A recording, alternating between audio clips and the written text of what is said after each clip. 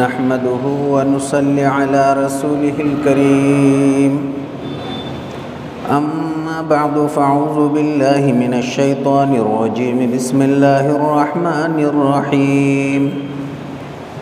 سبحانك لا علم لنا إلا ما علمتنا إنك أنت العليم الحكيم صدق الله مولانا العظيم۔ بزرگان محترم، انسان کی زندگی ایک انتہائی مختصر زندگی ہے۔ اس زندگی کے بعد ایک لازوال زندگی آنے والی ہے جو ہمیشہ ہمیش کی زندگی ہوگی۔ حدیث پاک میں فرمایا آقا و مولا جناب رسول اللہ صلی اللہ علیہ وسلم نے کہ میری امت کی عمریں 60 سے 70 سال کے درمیان ہیں، تو یہ عمروں کا تناسب بتلایا گیا ہے کہ عام طور پر ایسی عمریں ہوتی ہے۔ باقی اگر 60-70 سال سے زائد کسی کی عمر ہوتی ہے وہ اللہ کی طرف سے انعام ہے، عطیہ ہے، ورنہ عام طور پر عمروں کا تناسب اس طرح سے ہوتا ہے۔ تو یہ مختصر سی زندگی اللہ تبارک و تعالیٰ نے کھیل کود کے لیے، تماشا بنانے کے لیے، عیش و عشرت کے لیے ہرگز نہیں عطا فرمائی ہے، بلکہ اس کے پیچھے ایک بڑا اہم مقصد ہے جو اللہ رب العالمین نے مقصد لے کر انسانوں کو بھیجا ہے۔ اسی وجہ سے اگر زندگی دیکھا جائے تو صرف یہ کھانے پینے کا نام ہرگز نہیں ہے، چونکہ اگر کھانا پینا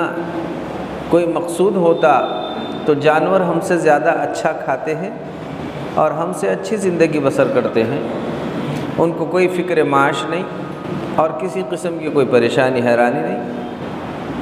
تو وہ تو ہم سے اچھا کھاتے ہیں۔ رہنے کو دیکھا جائے تو ہم سے اچھا رہتے ہیں، بدن میں دیکھا جائے تو ہم سے بڑا بدن ان کا ہے۔ غرض کے ساری چیزوں میں جانور انسانوں سے ممتاز نظر آتے ہیں، تو معلوم ہوا کہ اصل مقصود نہ بدن کا بڑا ہونا ہے، نہ اچھے کھانے کھانا ہے، نہ اچھے رہنا ہے۔ اگر یہ کوئی مقصود ہوتا تو ظاہر ہے کہ یہ صرف جانوروں کے حق میں نہیں ہوتی، یہ ساری باتیں یہ تو ساری ہی مخلوق استعمال کرتی ہے۔ اصل مقصود یہ ہے کہ ساری مخلوق اپنے خالق کو پہچاننے والی بن جائے اور اپنے پیدا کرنے والے کو پہچاننے والی بن جائے، جس کو اللہ رب العالمین نے اپنے مقدس کلام میں ارشاد فرمایا وَمَا خَلَقْتُ الْجِنَّ وَالْإِنسَ إِلَّا لِيَعْبُدُونَ، ہم نے تمہیں محض اپنی عبادت کے لیے پیدا کیا ہے۔ تو سارے انسان کی تخلیق یہ اللہ رب العالمین کی عبادت کے لیے ہے، اللہ رب العالمین کی معرفت کے لیے ہے، اللہ رب العالمین کو پہچاننے کے لیے ہے۔ یہ منمانی زندگی گزارنے کے لیے قطعاً نہیں ہے کہ ہر انسان زمین میں رہ کر اللہ رب العالمین کو پہچانے اور اپنے خالق اور مالک کی عبادت کرے۔ اور عبادت کہتے ہیں تذلل کو، تواضع کو، انکساری کو، عاجزی کو۔ لہٰذا عاجزی، انکساری، تواضع میں جتنی جو چیز بڑی ہوگی بس بندہ اتنا ہی اس چیز سے اللہ کا مقرب بنتا چلا جاتا ہے۔ اور یہ عاجزی صرف اس کا نام نہیں ہے کہ نماز پڑھیں، روزہ رکھیں، زکوٰۃ دے، حج کریں۔ یقیناً یہ عاجزی کا ایک بڑا مرحلہ ہے، لیکن اصل عاجزی، اصل تواضع، اصل انکساری بندے کی یہ ہے کہ بندہ حکم دینے والے کے حکم کے ہر حکم کے سامنے سر خم تسلیم کر لے، یعنی ان باتوں کو قبول کر لے اور اس کے سامنے جھک جائے۔ تو اللہ جس بات کا جہاں جو حکم دے اس بات پر وہاں وہ کام کرنے کا نام اصل تواضع ہے اور عاجزی ہے، اور اسی کا نام اصل میں بندگی۔ وہ جب کہے نماز پڑھو تو نماز پڑھنا ہی عبادت ہے، اور وہ جب کہے کہ نماز مت پڑھو تو اب رکنا ہی عبادت ہے۔ چنانچہ اب آپ ہم سب یہاں نماز جمعہ کے لیے حاضر ہوئے ہیں، تو نماز جمعہ پڑھنا یہ عین عبادت ہے، چونکہ اب مقصود یہی ہے کہ امتثال امر الہی کیا جائے، اللہ کے حکم کو پورا کیا جائے۔ اور جب مکروہ اوقات آتے ہیں، مثلاً عین طلوع کے وقت، جب سورج عین طلوع ہوتا ہے، عین استوا کے وقت، اور اسی طرح سے عین غروب کے وقت، یہ 3 وقت ایسے ہیں کہ یہاں پر نماز نہ پڑھنا ہی عبادت ہے۔ اب اگر کوئی کہے کہ ان اوقات میں میں عبادت کرتا ہوں تو وہ گناہ کر رہا ہے،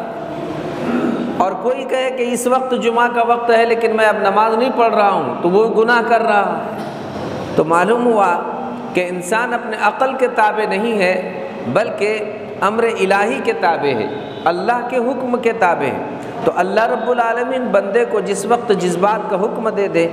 اس وقت ان باتوں کو ماننا ہی اصل عبادت ہے اور اصل بندگی ہے، اور اسی کو بندگی کہا جاتا ہے۔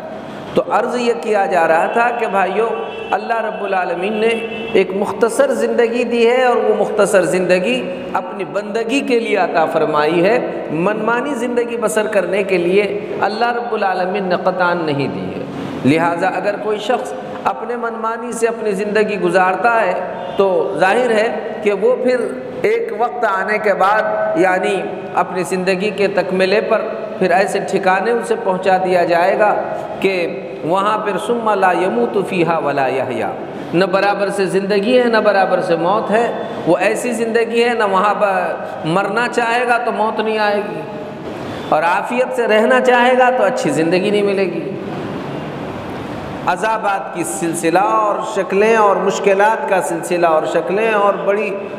حالات، کٹھن مسائل کا اس کو وہاں پر سامنا کرنا پڑے گا۔ وہ بڑی کٹھن زندگی ہوگی اور بڑا کٹھن مرحلہ ہوگا۔ بہرحال بات یہ ہے بھائیوں کہ ہمیں چاہیے کہ ہم اپنی زندگی کی قدر کریں جو اللہ رب العالمین نے دی ہے، اور ہر دن قابل قدر، بلکہ دن نہیں، ہر لمحہ قابل قدر ہے۔ اسی لیے وقت جو ہے، وقت سے دن اور رات بنتے ہیں، دن اور رات سے مہینے بنتے ہیں، اور مہینوں سے سال بنتے ہیں، اور انہی سالوں سے زندگی بنتی ہے۔ آدمی اگر وقت کی قدر نہ کرے تو اس کا مطلب دن رات کی قدر نہیں کر رہا ہے، اور دن رات کی قدر نہیں ہو رہی ہے تو مہینوں کی قدر نہیں کر رہا ہے، اور مہینوں کی قدر نہیں ہو رہی ہے تو سالوں کی قدر نہیں ہو رہی ہے، اور جب سالوں کی قدر نہیں ہو رہی ہے گویا کہ زندگی کی قدر نہیں ہو رہی ہے، اور جب زندگی کی قدر نہیں ہوگی تو ظاہر ہے کہ پھر وہ لازوال نعمتیں یہ کبھی بھی حاصل نہیں کر سکتا۔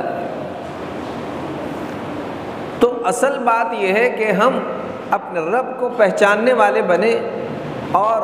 رب کے منشے کو سمجھنے والے بنے، تو یہی آپ کی ہماری سب کی اصل زندگی ہے، جو بہت مختصر زندگی ہے۔ جیسے ابھی آج 1 جنوری آپ نے دیکھا ہے کہ بالکل بیچ رات میں، رات کے 12 بجے پٹاخوں کی آواز سے سارا ملک گرج رہا تھا، اور یہ تو صرف پٹاخوں کی آوازیں سنی اور دیکھی گئی، معلوم نہیں کتنے لوگوں نے کتنے طرح کے گناہوں کے عزائم اور ارادے کیے تھے، اور وہ اپنے عزائم میں مگن تھے۔ کتنوں نے اپنی ہوس پوری کر دی، خواہشات پوری کر دی، اور منمانی وقت کو انہوں نے ضائع کر دیا، برباد کر دیا، اور وہ یہ سمجھ رہے تھے کہ اب عیسوی نیا سال کا آغاز ہو رہا ہے، اس کی خوشیاں منا رہے تھے۔ افسوس ہے انہوں نے یہ تو سوچا کہ نئے سال کا، عیسوی نئے سال کا آغاز ہو رہا ہے، یہ تو انہوں نے سوچا، لیکن یہ نہیں سوچا کہ ہمارے زندگی کا 1 سال کم ہو گیا ہے۔ اگر نیا سال آ رہا ہے تو پرانا 1 سال تو ختم ہو گیا ہے۔ تو مسئلہ یہ نہیں ہے کہ نئی زندگی کا آغاز کیسے ہو، مسئلہ یہ ہے کہ اب یہ سوچا جائے کہ ہم نے جو پچھلا وقت گزارا ہے، وہ پچھلے وقت میں ہم نے کیا کمایا، کیا کھویا، اس کا احتساب کرنا چاہیے۔ اسی وجہ سے اسلام نے اور شریعت نے سال کی بنیاد ماہ محرم الحرام پر رکھی ہے، لہٰذا کسی مسلمان کے لیے اب ایسے خوشیوں میں شامل ہونا کہ سال کا آغاز ہو رہا ہے اور عیسوی سال کے آغاز پر وہ خوشیاں منائے، قطعاً جائز نہیں ہے۔ یہ تو گناہ کے کام ہے جنہوں نے ایسا کیا، اور اگر یہ مبارکبادی پیش بھی کر رہے ہیں تو افسوس ہے ایسے مسلمان پر جو سن عیسوی کے آغاز پر مبارکبادی پیش کر رہا ہے اور سن عیسوی پر خوشیاں منا رہا ہے، جبکہ اس کو سن ہجری کے اعتبار سے اپنے سال گزارنے چاہیے اور قمری ماہ و سال کے اعتبار سے اپنے زندگی کا اسے معمولات بنانے چاہیے۔ لیکن افسوس ہے کہ اسے اپنی نہ سن ہجری معلوم ہے، نہ سال کا آغاز کب ہوا ہے معلوم ہے، نہ اس وقت اس کو کوئی ایسی باتیں یاد آئی ہے جیسا کہ عیسائیوں نے اس طریقے سے شور مچا کر پورے دنیا کو اس بات پر مجبور کر دیا ہے کہ اب سن عیسوی کو اختیار کرنا اور اس ماہ کو یاد رکھنا یہ سارے لوگوں کی ضرورت بنی ہوئی ہے۔ ہماری ضرورت چاند کی تاریخوں کے اعتبار سے ہے اور اسی پر ہے، لیکن وہاں بھی ہمارے لیے ایسے اوقات کو گنوانا یعنی خراب کرنا اور برباد کرنے کی قطعاً اجازت نہیں ہے۔ یہ خوشیاں منانے کا وقت نہیں بلکہ یہ رونے دھونے کا وقت ہے، یہ بڑی آزمائش کا وقت ہے، بڑی پکڑ کا وقت ہے، یہ بڑی سوچ کا وقت ہے۔ ہر انسان کو ایسے موقع پر ان باتوں پر غور کرنا چاہیے کہ میں نے اپنے زندگی میں کن باتوں کو کھویا ہے اور کن باتوں کو پایا ہے، کن باتوں کو کمایا ہے اور کن باتوں کو میں نے خراب کیا ہے۔ یہ تو سال کے آغاز اسے اس بات کی طرف توجہ دلاتے ہیں اور لوگ مگن ہیں اپنے اپنے مرضی کے مطابق اپنے اوقات کو گزارنے کے۔ تو بھائیو، قیامت کے دن میدان محشر میں جب سارے انسان پہنچیں گے تو اللہ کے دربار میں ہر انسان سے 5 سوال ہونے والے ہیں، تو وہاں سے ابن آدم کا قدم ٹلے گا نہیں، ہٹے گا نہیں، آگے پیچھے نہیں جا سکے گا جب تک کہ اس سے 5 چیزوں کا سوال نہ کیا جائے۔ اس میں ایک سوال اس سے یہ ہونے والا ہے، وعن عمرہ فیما افناہ وعن شبابہ فیما ابلاہ، جوانی کہاں گنوا کر آیا اور اپنی عمر کو کہاں فنا کر کر آیا۔ اسے ساری زندگی کا حساب کتاب اللہ کے دربار میں دینا ہے۔ زندگی بہت چھوٹی ہے لیکن زندگی کے ایک ایک لمحے کا جواب اللہ کے دربار میں پیش کرنا ہے۔ تو جس کو جہاں جو وقت ملے وہ قدر کرے، اپنے اوقات کی فائدہ اٹھائے اپنے زندگی سے، اور کوئی کام اگر اسے نیکی کا ملتا ہے تو کل کے بجائے آج اور آج کے بجائے اب کر ڈالے۔ معلوم نہیں اب کا وقت آج تک ملتا ہے یا نہیں ملتا ہے، اور کل تک یہ پہنچ سکتا ہے یا نہیں پہنچ سکتا ہے۔ جو وقت اللہ نے دیا ہے بہت غنیمت دیا ہے۔ ایک بادشاہ کا ایک باغ تھا، بادشاہ نے اپنے خادم سے یہ بات کہی کہ باغ میں سے پھل لے کر آنا ہے اور ٹوکری بھر پھل لے کر آنا ہے، لیکن ساتھ میں یہ کہا کہ یہ اتنا وسیع و عریض باغ ہے کہ میلوں دور اس کا سلسلہ چل رہا ہے، اس باغ میں تمہیں چلنا ہے اور اس میں سے اچھے اچھے قیمتی پھل توڑ کر تم کو لے کر آنے ہیں یہ ٹوکری بھر کر، لیکن ایک شرط ہے کہ جس جگہ سے ایک مرتبہ گزرو اور جس حصے سے ایک مرتبہ تمہارا گزر ہو تو دوبارہ تمہیں وہاں پر لوٹ کر نہیں آنا ہے، بس آگے ہی بڑھتے رہنا ہے، پیچھے پلٹ کر نہیں آنا ہے۔ تو اس خادم نے اس حکم کو بہت آسان جانا اور وہ یہ سمجھا کہ ایک ٹوکرے میں بھر کر پھل لانا یہ کوئی مشکل کام ہے نہیں، بہت آسانی کے ساتھ میں لے لوں گا، لیکن وہ شرط کو سمجھ نہیں سکا، چونکہ شرط یہ تھی کہ جس حصے سے ایک مرتبہ گزر جائے تو دوبارہ پلٹ کر وہاں پر نہیں آنا ہے، آگے ہی بڑھتے رہنا ہے۔ حکم پا کر ٹوکرا لے کر یہ شخص اس باغ میں داخل ہوا، اور باغ میں داخل ہو کر اس نے دیکھا کہ پہلا ہی جو حصہ ہے بہترین درختوں سے اونچے پورے درخت ہے، بڑے خوبصورت پھل ہے اور بالکل جاذب نظر بہترین اور خوبصورت پھل لگے ہوئے ہیں۔ تو اس نے سوچا کہ یہ پہلا حصہ ہے تو اتنے اچھے پھل یہاں ہیں، دوسرے میں اس سے زیادہ اچھے ہوں گے، اس لیے پہلا حصہ چھوڑ کر دوسرے میں چلا گیا۔ تو واقعی دوسرے حصے میں اس سے زیادہ اچھے پھل تھے۔ اس نے کہا دوسرے میں اتنے اچھے، تیسرے میں اس سے زیادہ اچھے ہوں گے، چونکہ جتنے اچھے پھل جائیں گے اتنا زیادہ انعام ملے گا۔ تو اس نے دوسرا حصہ چھوڑ کر تیسرے میں چلا گیا، وہاں اس سے اچھے پھل تھے۔ پھر وہ اسی طرح سے ایک ایک حصہ پار کرتا رہا۔ بعد میں جب وہ اخیر والے حصے میں چلا گیا تو وہاں دیکھا کہ درخت تو ہے لیکن پھل ندارت، وہاں پھل ہی نہیں ہے، پھل ہی نہیں ہے۔ اب یہ ٹوکرا لے کر روتا ہوا کھڑا رہا اور کف افسوس ملتا رہا اور شرمندگی کے ساتھ رو رو کر وہ زبان قال سے بھی اور زبان حال سے بھی کہہ رہا تھا، کاش میں نے اس سے پہلے والے حصے میں ٹوکرا بھر لیا ہوتا، چونکہ اب میں پلٹ کر بھی جا نہیں سکتا، شرط بڑی کٹھن ہے کہ واپس جانا نہیں ہے، تو میں کہیں سے پھل اب دوسرا لے نہیں سکتا، اور یہاں اس حصے میں کسی جگہ پھل ہے نہیں۔ اب رو رہا ہے، شرمندہ ہو رہا ہے، پریشان ہو رہا ہے۔ لیکن آپ سب انصاف سے جواب دے سکتے ہیں کہ یہ کتنا ہی روتا رہے، کتنا ہی افسوس کرتا رہے، کتنا ہی بلبلاتا رہے، کیا اس کی ٹوکری یہ رونے سے، آج افسوس کرنے سے، شرمندہ ہونے سے بھرنے والی ہے؟ کبھی بھی نہیں۔ اس کو موقع دیے گئے تھے، اس نے ہاتھ سے اپنے موقعوں کو خراب کر دیا، ضائع کر دیا، اور اب رو رہا ہے۔ تو اس کا رونا لا حاصل ہے، کوئی فائدہ نہیں۔ اسی طرح میرے بھائیوں، اللہ رب العالمین نے ہر انسان کو زندگی کے حصے عطا فرمائے، بچپنے کا حصہ، جوانی کا حصہ، ادھیڑ عمر کا حصہ اور ایک فل عمر کا حصہ، اس کے بعد پھر آخر عمر کا حصہ۔ تو ہمارا بچہ بچپنے میں سوچ رہا ہے کہ جوانی میں کام کریں گے، جوانی میں عمل کے ٹوکرے بھریں گے،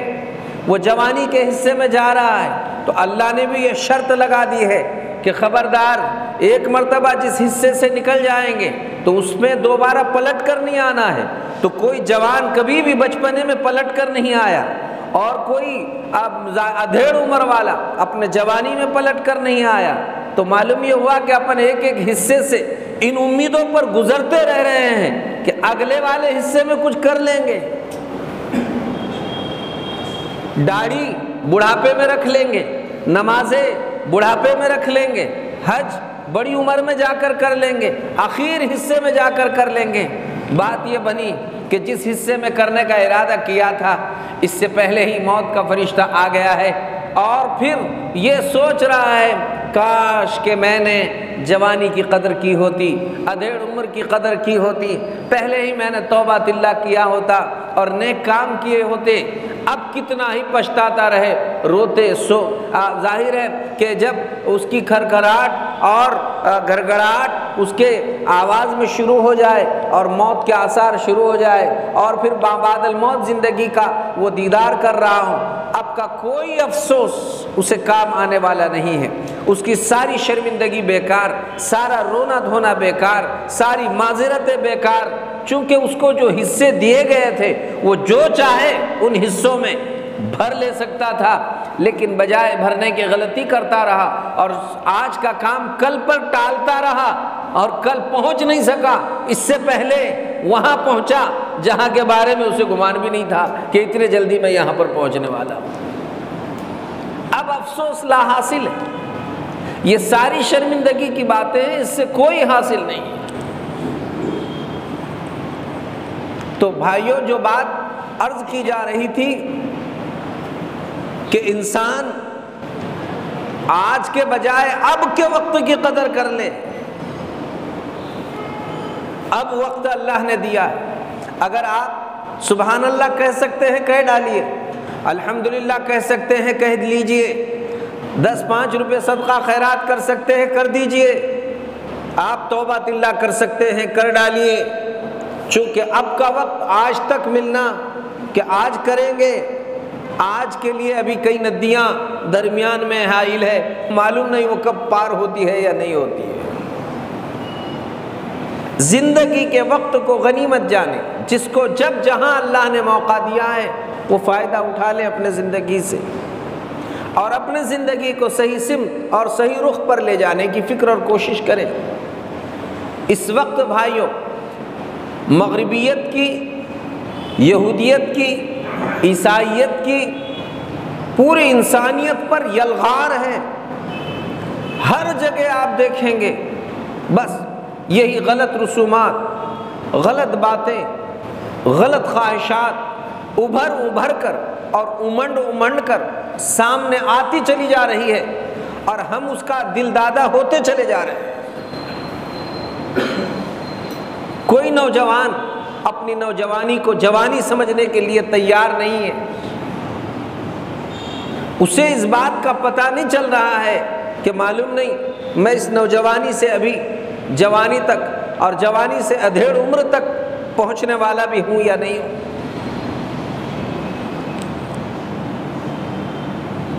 وقت بہت مختصر ہے بھائیوں، اسی لیے کسی کہنے والے نے کہا ہے الا یا ساکن القصر المعلی ستدفن عن قریب فی التراب قلیل عمرنا فی دار دنیا فمرجعنا الی بیت التراب۔ اے اونچے اونچے محلات میں رہنے والوں، الا یا ساکن القصر المعلی، اے اونچے اونچے محلات میں رہنے والوں، ستدفن عن قریب فی التراب، جتنے تم اپنے محل میں رہ کر مزے اڑا رہے ہو، عیش و مستی میں پڑے ہوئے ہو،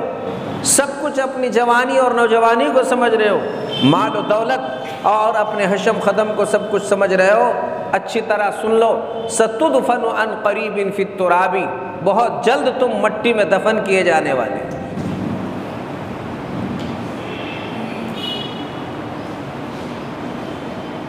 مٹی میں دفن کیے جانے والے۔ قلیل عمرنا فی دار دنیا، دنیا میں ہماری زندگی بہت تھوڑی، بہت مختصر ہے۔ فمرجعنا الی بیت التراب، پھر ہمارا ٹھکانہ مٹی کا گھر ہے۔ یہ سب RCC اور اس طریقے سے پورے ایئر کنڈیشن اور معلوم نہیں کیا کیا آپ نے لاد کر رکھا ہے اپنے یہاں، یہ سب ختم ہونے والے۔ قلیل عمرنا فی دار دنیا فمرجعنا الی بیت التراب، پھر لوٹ کر جانا ہے تراب میں یعنی مٹی میں، وہ کیڑے مکوڑوں کا گھر ہے، اگر اچھے اعمال نہیں ہوئے تو سانپ بچھو کا گھر ہے، وہ بڑے تنگی کا گھر ہے، بڑے مشکل کا گھر ہے، بڑے کٹھن کا گھر ہے۔ اگر ہم نے اپنے گھر میں عیش و مستی کر لی، منمانی کر لی اور اپنے نفس کے تابع بن گئے تو ظاہر ہے کہ پھر اس کا ٹھکانہ بہت کٹھن بننے والا ہے۔ فمرجعنا الی بیت التراب، پھر مٹی کے گھر میں لوٹ کر جانا۔ بھائیوں بڑا کٹھن مرحلہ اور بڑے کٹھن حالات۔ توقع تو ہماری یہ ہے کہ ہم میں سے ہر ایک کا گھر جو مٹی کا ہے وہ جنت کا باغ بن جائے اور اللہ اپنے فضل سے بنا دے، لیکن بات یہ ہے کہ یہ بولنے بتانے سے کام نہیں چلنے والا ہے، اس کے لیے یہاں پر کڑوے گھونٹ پینے پڑیں گے، صبر و تحمل کرنا پڑے گا، آنے والے حالات کا مقابلہ کر ہمیں اپنی زندگی کی قدر کرنی پڑے گی۔ افسوس ہوتا ہے کہ ہمارے یہاں اللہ رب العالمین نے اتنے اچھے اچھے مکانات دیے، رہنے کے لیے گھر عطا فرمائے، گھر کے چوکھٹ پہ لکھا ہوا ہے ھذا من فضل ربی، یہ میرے رب کا فضل ہے، اور اندر شراب پی رہا ہے، جوئے کھیل رہا ہے، بدکاری کر رہا ہے، اور پھر اسی طرح سے وہاں کتنوں کے حقوق ضائع کر رہا ہے، اور ایسا ضائع کرنے کو لکھ رہا ہے ھذا من فضل ربی، میرے رب کا فضل ہے۔ کتنے لوگوں نے یہ دعائیں مانگی اور یہ دعائیں لکھ کر اپنے گھر میں لگائی کہ ہمارے گھر میں نظر نہ لگے اور نظر نہ لگنے کے واسطے انہوں نے لکھ کے لگایا ہے ما شاء اللہ لا قوت الا باللہ اللہم بارک علیہ۔ اور واقعی یہ حدیث، یہ دعا اگر کوئی پڑھنے کا اہتمام کر لے تو وہاں اسے نظر نہیں لگے گی، اس چیز کو نظر نہیں لگے گی جہاں پر یہ دعا پڑھنے کا اہتمام کیا جائے، ما شاء اللہ لا قوت الا باللہ اللہم بارک علیہ۔ اس کے گھر میں بہترین خوبصورت لکھا ہوا ہے، اور اسی تختی کے زیر سایہ رہ کر یہ کسی کا حق مار رہا ہے، وہاں شراب پی رہا ہے، نشہ کر رہا ہے، جوئے کھیل رہا ہے، پتے کھیل رہا ہے، وہاں برتھ ڈے منا رہا ہے، عیسوی سال کی خوشیاں منا رہا ہے، اور کہتا ہے یہ جتنے حرام کام میں کر رہا ہوں ان کو نظر نہ لگے۔ انا للہ و انا الیہ راجعون۔ بڑی عجیب بات ہے بھائیو۔ تو بات یہ عرض کی جا رہی تھی کہ ہم اپنی زندگی کی قدر کریں، یہ سب غلط واہیات میں پڑھ کر اپنے وقت کو ضائع کر کر زندگی کو تباہی سے بچائے، بربادی سے بچائے، غلط کاموں سے بچائے۔ بڑے ہیں تو چھوٹوں کی فکر کریں، چھوٹوں میں سمجھداری ہے تو اپنے ساتھیوں کی فکر کریں، ایک دوسرے کے ساتھ فکر مندانہ انداز ہمارا اختیار ہو، اللہ کے لیے صحیح زندگی گزارے، لاابالی پن سے خود بچے، دوسروں کو بچائیں۔ یہ وقت بھائیوں چوکنا رہنے کا ہے، اصلاح کا ہے، اپنے آپ کو تربیت میں رکھنے کا ہے، منمانی زندگی گزارنے کا وقت قطعاً نہیں۔ لیکن افسوس ہے نوجوانوں میں بس ایک لت لگی ہوئی ہے منمانی زندگی گزارنے کی۔ آج بھائیوں حیرت کی بات ہے، ہزاروں نہیں، لاکھوں نہیں، کروڑوں نوجوان ہمارے، کروڑوں ملک میں اور دنیا میں کروڑوں نوجوان شراب کے نشوں میں لت پت، عیسوی دنیا کے مزے اڑانے میں مگن ہیں، جیسا عیسائی کر رہے ہیں، اور وہ مصداق بن رہے ہیں اس حدیث کا جس کو فرمایا رسول اللہ صلی اللہ علیہ وسلم نے، میرے امت میں بھی کچھ لوگ ایسے ہوں گے جو یہودیوں کے شانہ بشانہ قدم بقدم چلیں گے، حتیٰ کہ اگر ان میں کسی نے اپنے ماں کے ساتھ بدکاری کی ہے تو اس امت میں بھی ایسے پیدا ہوں گے جو اپنی ماؤں کے ساتھ بدکاری کر رہے ہیں۔ اور یہ حالات آج آپ ہم سب کے سامنے دیکھنے میں آ رہے ہیں، کتنے طریقے اور کتنے حالات ایسے عجیب داستانیں سننے میں آتی ہیں بھائیو۔ نہ خود بچ رہے ہیں، نہ دوسروں کو بچا رہے ہیں، نہ خود کی فکر ہے نہ دوسروں کی فکر ہے، بس بہتے ہوئے رو میں بہتے چلے جا رہے ہیں۔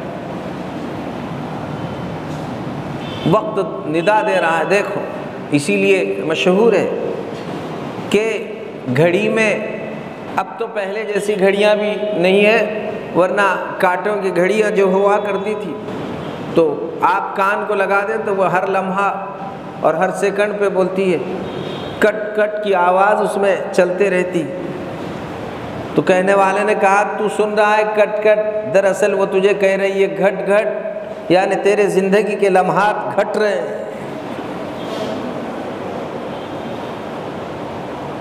گھٹتے چلے جا رہے ہیں۔ حیرت اس بات کی ہے کہ کل کا دن جتنا بدتر تھا، آج کا آنے والا دن اس سے زیادہ بدتر ہوتا چلا جا رہا ہے۔ کوئی احتساب کرنے کے لیے تیار نہیں ہے کہ گزشتہ کل میں مجھ سے کیا خرابیاں اور خامیاں ہوئی تھی جس کی میں آج اصلاح کر سکتا ہوں۔ اگر کوئی بندہ رات میں، دیکھو بھائیو بات عجیب و غریب ہے، اللہ کے پیارے رسول صلی اللہ علیہ وسلم نے اسی لیے امت کو بے یار و مددگار کہیں نہیں چھوڑا۔ ٹھیک ہے تو انسان ہے، بشر ہے، بشری تقاضے کی بنا پر اگر کچھ برائیاں تجھ سے سرزد ہو بھی گئی، کم سے کم افسوس تو کر، شرمندہ تو ہو۔ پیارے رسول نے کیا جملہ ارشاد فرمایا کہ مصلی بچھا کر وضو بنا کر توبہ کرتے بیٹھنا اور اللہ معاف فرما معاف فرما بولنا ہی ضروری ہے، یقیناً یہ بھی ایک عمل ہے، لیکن پیارے رسول نے فرمایا اگر کسی نے کوئی غلط کام کیا، غلطی ہو گئی، اب وہ چاہے کسی روڈ پر ہے، سڑک پر ہے، وہ ناپاکی کی حالت میں، گندی حالت میں ہے، لیکن پیارے رسول فرماتے ہیں الندم التوبہ، اس نے جو غلط کام کیا اس پر صرف وہاں کہے کہ اللہ میں نے بہت غلط کام کیا، شرمندہ وہیں ناپاکی کی حالت میں روڈ پر کہے اللہ میں نے غلط کام کیا، اللہ فرماتے جا میں نے تجھے معاف کر دیا، کم سے کم شرمندہ تو اپنے غلطی کو غلطی تو تسلیم کرے کہ مجھ سے غلط ہو رہا ہے۔ پیارے رسول نے فرمایا الندم التوبہ، غلطی پر شرمندہ ہونا بھی توبہ ہے، توبہ ہے، معافی مانگنا بھی توبہ ہے۔ لیکن افسوس ہے کہ یہ جملے بھی ہمارے پاس ہے نہیں، اور وہ بات دراصل یہی تھی، پیارے رسول صلی اللہ علیہ وسلم کو اللہ تبارک و تعالیٰ نے یہ باتیں بتا دی تھی کہ امت میں ایسے لوگ اور ایسے نوجوان بھی پیدا ہونے والے ہیں جو ہر غلطی پہ توبہ کرنا تو دور کی بات ہے، ڈھیر سارے گناہوں کا بوجھ ان کے سروں پر ہوگا، انہیں احساس بھی نہیں ہوگا کہ کوئی بوجھ میرے سر پہ بھی رکھا ہوا ہے۔ تو پیارے رسول نے اللہ اکبر ایسے معصوم عصم بہ رب العالمین، جن کو رب العالمین نے معصوم بنایا تھا، اللہ نے جنہیں معصوم بنایا ہے، اور خود اللہ نے فرمایا کہ آپ کے سارے اگلے پچھلے سب کچھ اللہ نے معاف فرما دیا ہے۔ لیکن صحابہ فرماتے ہیں ہم مجلس نبوی صلی اللہ علیہ وسلم میں بیٹھا کرتے تھے، اور جب پیارے رسول صلی اللہ علیہ وسلم اس میں موجود ہوتے تو صحابہ فرماتے ہیں ہم نے ایک ایک مجلس میں اللہ کے رسول صلی اللہ علیہ وسلم سے 70 مرتبہ استغفر اللہ کہتے ہوئے سنا ہے، اللہ معاف فرما دیجئے، معاف فرما دیجئے۔ وہ معصوم ذات گرامی فرما رہی ہے جن کو اللہ معصوم ہونے کا اعلان فرما رہا ہے۔ وجہ کیا تھی؟ دراصل پیارے رسول اپنی امت کو تلقین کرنا چاہتے تھے کہ اگر بشری تقاضے کے بنا پر چوک بھول غلطی کہیں تم سے ہو بھی رہی ہے تو اپنے سروں پر اس کا بوجھ لے کر چلو پھرو مت، بلکہ تم وہی اس کو دھلوا لو، اور ان سے کم از کم اپنے زبان سے بولو استغفر اللہ استغفر اللہ۔ حدیث پاک میں ہے جو شخص بستر پر لیٹنے کے لیے گیا اور گویا وہ اپنے زندگی کا احتساب کر رہا ہے، احتساب بولے تو گزرا ہوا دن میں نے کیا پایا اور کیا کھویا، اگر وہ یہ سوچتا ہوا بیٹھا ہے اور اس کو یاد آئے کہ میرے کچھ گناہ بھی ہے، تو اگر وہ 3 مرتبہ پڑھ لے استغفر اللہ الذی لا الہ الا هو الحی القیوم واتوب الیہ، استغفر اللہ الذی لا الہ الا هو الحی القیوم واتوب الیہ، استغفر اللہ الذی لا الہ الا هو الحی القیوم واتوب الیہ، بس ہو گیا۔ 3 مرتبہ اگر وہ یہ پڑھ لے سونے سے پہلے، تو اگر وہ سمندر میں جتنا پانی ہے اتنے بھر کر اگر اس کے گناہ اگر ہوں گے تب بھی اللہ معاف فرما دے گا، سب معاف فرما دے گا، چونکہ اللہ عالم الغیب ہے، اسے معلوم ہے میرا بندہ اگر استغفر اللہ آج کہہ رہا ہے تو کل وہ گناہ کو چھوڑنے بھی والا ہے، لیکن جو استغفر اللہ کہتا ہی نہیں ہے اور خواب بڑے بڑے نظر دیکھ رہا ہے۔ بھائیوں، خاص طور پر میں نوجوانوں کو اس بات کی طرف توجہ دلانا چاہتا ہوں کہ ہمارے گناہ تو بہت ہو گئے، یقیناً بہت ہو گئے، لیکن بھائیوں معاف کرنے والا رب بھی ہمارا بہت بڑا ہے۔ ہمارے گناہ ہمارے رب سے کبھی بڑے نہیں ہو سکتے، رب ہی بڑا ہے۔ جب رب بڑا ہے تو اسے بڑا یقین کر کر اپنی زبان ہلا لو، کہیں چلتے چلتے، بلکہ ہر وقت کہا کرو استغفر اللہ استغفر اللہ استغفر اللہ استغفر اللہ۔ معلوم نہیں کون سی گھڑی قبولیت کی آ جائے، اور استغفر اللہ کہتے وقت نیت کر لیا کرو کہ اللہ مجھ سے جو بھی زندگی میں چھوٹے بڑے گناہ ہوئے اس کی میں آپ سے معافی چاہتا ہوں۔ استغفر اللہ کے معنی ہوتے ہیں اللہ میں آپ سے معافی چاہتا ہوں، استغفر اللہ اللہ میں آپ سے معافی چاہتا ہوں، استغفر اللہ اللہ میں آپ سے معافی چاہتا ہوں، یہ معنی ہوتے ہیں اس کے۔ ہر وقت بھائیوں، بڑے چھوٹے جوان بوڑھے ایک دوسرے میں یہ بات چلا لیں۔ بازار میں چل رہے ہیں، ظاہر ہے آدمی چلتے چلتے کتنی مرتبہ بد نگاہی کر لیتا ہے، تو کتنوں کے ساتھ بد نگاہی ہوتی ہے، تو اتنی مرتبہ تو استغفر اللہ بھی نہیں ہوتا ہے ہمارا۔ کتنی غیبتیں ہوتی ہے، اتنے استغفر اللہ بھی نہیں ہوتے۔ آپ کے پاس موبائل میں آپ بیٹھے ہیں، ظاہر ہے کہ اس میں کئی اجنبیات آ جاتی، یہی کیا کم ہے کہ اس میں تصویر دیکھ رہے ہیں، اور پھر اس میں اجنبیات کی تصویریں، آپ کا ہاتھ چل رہا ہے، کم از کم آپ استغفر اللہ یہ کہتے رہیے۔ جتنوں پر سے نگاہ پھر گھوم رہی ہے، اللہ اتنا معاف فرماتا چلا جا رہا ہے، ورنہ جتنا دوسرے کونے میں ایک طرف سے نکال کے دوسرے طرف جتنی جا رہی ہے وہ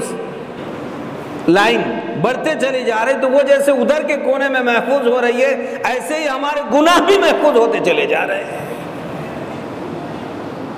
استغفر اللہ کہنے کا اہتمام کیجیے،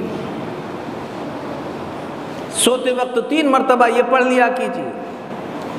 اصل بات یہ ہے کہ کچھ نہ کچھ اللہ نبی کا نام ہوتا رہے بھائیوں، سب زبان زد شیطان کے نام، غلط کام، برائیاں، ساری بدکاریاں، جو چاہے سو ہو رہا ہے، اگر نہیں ہے اللہ نبی کا نام ہی ہمارے پاس نہیں ہے۔ کبھی حرف غلط کی طرح کوئی استغفر اللہ کہنے کو تیار نہیں۔ شرابی شراب کے نشوں میں یہ بول رہا ہے میں اتنا بڑا بدکار، اب میرے زبان سے میں کیا استغفر اللہ بولوں، میرے استغفر اللہ بولنے سے کیا ہونے والا ہے۔ اس پر بھی 100 مرتبہ استغفر اللہ بولنا چاہیے، جو یہ کہے کہ میرے استغفر اللہ بولنے سے کیا ہونے والا ہے، اس پر بھی استغفر اللہ ہے، چونکہ گویا یہ اللہ سے نا امید ہو رہا ہے۔ اللہ تو بڑے بڑے گناہوں کو معاف فرمانے والا ہے، یہ معافی مانگ کر تو دیکھے۔ یہ تو جرأت ہو گئی کہ بس کوئی اس طرح کا عمل کرنے کے لیے تیار نہیں ہے۔ استغفار کی خوب کثرت ہے، اس دور میں استغفار بہت بڑا عمل، بہت بڑا۔ شرابی ہے اور اس میں استغفر اللہ بولنے کے لیے نہ طہارت شرط ہے، نہ پاکی شرط ہے، نہ وضو ضروری ہے، نہ مسجد میں آنا ضروری ہے، نہ مصلی پہ بیٹھنا ضروری ہے۔ آپ بازار میں، مارکیٹ میں، جہاں ہے وہاں بس استغفر اللہ کہتے رہیے، استغفر اللہ کہتے رہیے۔ تو جس کو استغفر اللہ یاد آئے گا، اسے یہ بھی یاد آئے گا کہ ٹھیک ہے آج غلط کام ہو رہا ہے، کل کم از کم مجھے چھوڑ دینا چاہیے۔ ورنہ جو نماز نہیں پڑھ رہا ہے، نماز نہیں پڑھ کر بھی وہ برابر ڈٹا ہوا ہے، شراب پی کر بھی ڈٹا ہوا ہے، ڈی جے باجے بجا کر بھی ڈٹا ہوا ہے، موبائلوں پر واہیات دیکھ دیکھ کر بھی ڈٹا ہوا ہے، گانے سن سن کر غیبتیں کر کر کے بھی ڈٹا ہوا ہے، سارے گناہوں پہ ڈٹا ہوا ہے۔ اچھا اسے کبھی یاد نہیں آ رہا ہے کہ چلو اس پر توبہ بھی کرنی چاہیے، معافی مانگنی چاہیے، رجوع اللہ کرنا چاہیے۔ زندگی بہت تھوڑی ہے بھائیوں، ختم ہونے والی ہے۔ قلیل عمرنا فی دار دنیا، دنیا میں ہماری زندگی بہت تھوڑی ہے۔ فمرجعنا الی بیت التراب، ان قریب مٹی کے گھر کی طرف لوٹ کر جانا ہے، اور پھر وہ ٹنوں سے مٹی بدن پہ پڑنی ہے، وہاں پھر جا کر روئیں گے دھوئیں گے، کچھ کام نہیں آنے والا ہے۔ آج اللہ تعالیٰ نے موقع دیا ہے، فائدہ اٹھا لیجئے، زندگی ہے، آج صحت ہے، قوت ہے، طاقت ہے، زبان چل رہی ہے، ہوش حواس اچھے ہے، سب ٹھکانے پر ہے، ذرا اللہ کی طرف کچھ تو اللہ نبی کا نام لیا کیجئے۔ اللہ نبی کے نام لینے سے، استغفر اللہ کہنے سے، معافی تلافی کرنے سے ظاہر ہے کہ حالات بڑھتے ہیں، سدھرتے ہیں، زمانوں کی دشمنیاں ہوتی ہے، لیکن زمانوں کی دشمنیوں کے بعد کئی سالوں 10-10 20-20 سال کے بعد بھی بڑے بڑے دشمن بھی اگر آپس میں مل جاتے ہیں تو دل ایک دوسرے کے صاف ہو جاتے ہیں۔ جب آپ اتنی بڑی دشمنی کے کام کرتے رہیں اور شیطان کو اپنا دوست بناتے رہے، اگر اپن اللہ سے دوستی کا کام اگر شروع کر دیں تو اللہ کیوں ہمارے نامہ اعمال کو خراب رکھے گا؟ اللہ بھی کہے گا بندے تو دوستی کے لیے ہاتھ بڑھا رہا ہے، میرا ہاتھ تو پہلے سے بڑھا ہوا ہے، تو کھڑا ہوتا ہے میں چلتا ہوں، تو چلتا ہے میں دوڑتا ہوں، تو دوڑتا ہے میں تو گود میں لے لیتا ہوں رحمتوں کی تجھے۔ اللہ بالکل متوجہ بندے کی طرف، لیکن بندہ توجہ ہی کرنے کے لیے تیار نہیں ہے۔ اس لیے بھائیوں اصلاح کی ضرورت ہے، توبہ کیجئے، معافی تلافی کیجئے، رات میں 2 منٹ بس محاسبہ کرتے رہیے، اللہ مجھ سے آج کیا ہوا، یہ غلط کام ہوئے، مجھ سے بدنگاہی ہوئی، میں نے موبائل بہت زیادہ دیکھ لیے، غیبت کر لی، جھوٹ بول دیا، کسی کا حق میں نے مار لیا، اللہ مجھے اس کا احساس ہے، معاف فرما دیجئے۔ بس آپ بول دیجئے معاف فرما دیجئے، 3 مرتبہ پڑھ لیجئے، استغفر اللہ الذی لا الہ الا هو الحی القیوم واتوب الیہ، سیدھی کروٹ پہ سو جائیے۔ بھائیوں آپ اپنے بستر پہ سو رہے ہیں، لیکن اتنا پڑھ کے سونے کی برکت سے کل اللہ جنت میں سلانے والا ہے کہ بندے تو نے اپنا رب جان کر مجھ سے توبہ کر کے سویا تھا، مر گئے تو جنت کا فیصلہ ہونے والا ہے۔ اصلاح کی فکر، کچھ نہ کچھ اللہ نبی کا نام لیتے رہیے، بالکل ہی ایسے رہنا یہ اچھی چیز نہیں ہے۔ اللہ تعالیٰ اصلاح فرما دے، توبہ کی اور استغفار کی اللہ تعالیٰ ہم سب کو توفیق ارزانی میں رحمت فرمائے۔ زندگی کا جو کچھ حصہ بچا ہوا ہے اللہ اس کی قدردانی کی توفیق ارزانی مجھے آپ کو سب کو اور ساری امت مسلمہ کو نصیب فرما دے۔ اس لیے بھائیوں جہاں جہاں اس قسم کے غلط اڈے بنے ہوئے ہیں، شراب کے، جوے کے، پتے کے، غلط کاریوں کے، تو ایک ایک پر نگاہ رکھے، اور نگاہ رکھ کر جس کا بس جس پر جس طرح چل سکتا ہے وہ چلا لے اور اس کو بچانے کی فکر کر فرما لیں۔ بھائیو اگر وہی گڑھے میں گرتا تو ہر ایک پکڑتا، آگ میں جلتا تو ہر ایک بچاتا، اور اگر وہ زہر پی لیتا تو ہر ایک بچاتا۔ افسوس ہے وہ جہنم میں جلنے کے بالکل دہانے پر پہنچ چکا ہے اور کوئی اس کا ہاتھ پکڑنے کے لیے تیار نہیں ہے، اور سب دیکھ رہے تماشائی بند کر۔ اس لیے فکروں کی سخت ضرورت ہے، ساتھ دیجیے ایک دوسرے کو۔ اسی لیے مجلس علماء نے طے کیا ہے کہ نشہ آور چیزیں جتنی پھیلی ہوئی ہے پورے ضلع میں، اس کو ختم کرنے کے لیے جو ممکن ہو سکتا ہے کرنے کی فکر کوشش کریں گے۔ تو اس کے لیے ماضی میں شراب کے عنوان پر پورے شہر میں بیانات ہوئے، پرچیاں تقسیم کر دی گئی، اور ان کے لیے کمیٹیاں بنائی جا رہی ہے۔ آپ بھی اپنے اپنے محلوں میں کمیٹیاں بناؤ، 2-2 5-5 لوگوں کے اپنے اپنے امام کے ساتھ، اور پھر اصلاح کے کام کرنا شروع کر دو۔ بھائیو اللہ کو رحم آئے گا، پیار آئے گا، اللہ کہے گا بندو تم ہمارے دین کا کام کر رہے ہیں، پھر اللہ کی مددیں بھی ہمارے ساتھ شامل حال ہوتی رہے گی، اور اس کی برکت سے اللہ ہمارے نسلوں کو بچانے کے فیصلے فرما دے گا۔ پروردگار اللہ تعالیٰ کہنے سننے سے زیادہ ہم سب کو بھرپور عمل کرنے کی توفیق عطا فرما دے۔ بھائیو یہ بات بھی خیال میں رکھیں، ابھی 5 منٹ سنت پڑھنے کے لیے دیے جاتے ہیں، لہٰذا جب آپ آ جائیں تو فوراً بیٹھ جایا کریں اور اس 5 منٹ میں سنت پڑھ لیں۔ جو احباب پہلے آئے ہیں وہ پہلے ہی سنت پڑھ کر بیٹھ جایا کریں، اور پھر جاتے وقت بھی نماز کے بعد بھی یوں ہی جانے کی فضا نہ بنائے، نماز کے بعد پوری سنت پڑھنے کا اہتمام فرما لیں۔ نماز سے پہلے 4 رکعت سنت مؤکدہ ہے، آپ جلدی آ جائیں تو 2 رکعت تحیۃ المسجد پڑھ لیجئے، پہلے 2 رکعت تحیۃ المسجد پڑھنے کے بعد پھر 4 رکعت جمعہ سے پہلے کی سنت مؤکدہ پڑھ لیجئے۔ نماز جمعہ کے بعد 4 رکعت سنت مؤکدہ، اور اس کے بعد پھر مزید 2 رکعت سنت آپ کو ادا کرنی ہے۔ اس طرح 6 رکعت نماز کے بعد ادا کر کر اللہ کے دربار میں توبہ استغفار کیجئے، معافی مانگیے، کچھ مانگ کر جائیے، تو یہ ساری چیزیں اپنے کو کام آنے والی ہیں۔ بھائیوں سب عمل کی فکر فرمائیں گے انشاءاللہ، سب سنت پڑھنے کا اہتمام فرما لیجیے۔